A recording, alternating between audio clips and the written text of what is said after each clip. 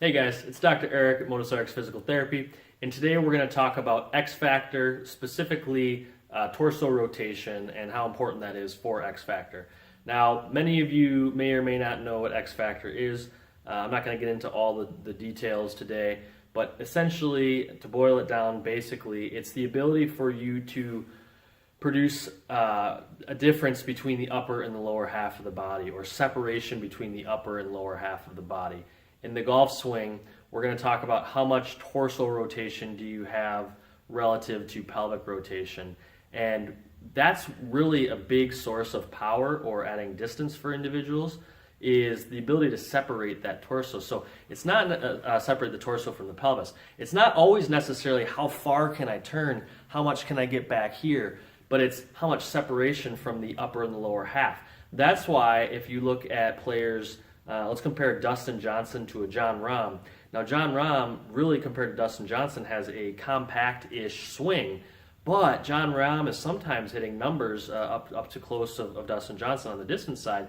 And the Titleist Performance Institute has done a great job of breaking this down in terms of it's really a lot more about the difference between the torso and the pelvis that you can generate, as much as it is how much actual turn are you getting overall. So that's X factor. That's the difference in rotation between your torso and your pelvis. Why that's important for power, again, is that's where you're going to generate some good elastic potential, some good energy transfer. If those two segments are moving more like a piece of concrete and they're moving together, it's hard to generate that energy transfer where there's that potential of elastic energy coming through the body, because what's going to happen is if you rotate the body all as one piece and you want to get velocity through the club to the ball, it's going to be very, very, very armsy or handsy probably to generate any sort of power through the ball. So simplifying the golf swing, for in our world, when we talk to our clients, it's an energy transfer from the ground through the body to the club to the ball.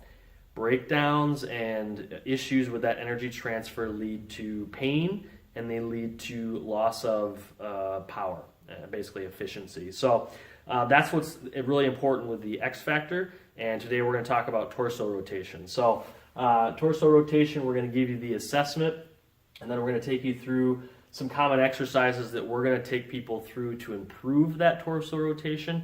And it's not just, again, how much mobility do I have turning my spine and my torso, but how well can I turn it without moving the pelvis or the lower half. So it's opening up the torso to move over a stable base of the pelvis.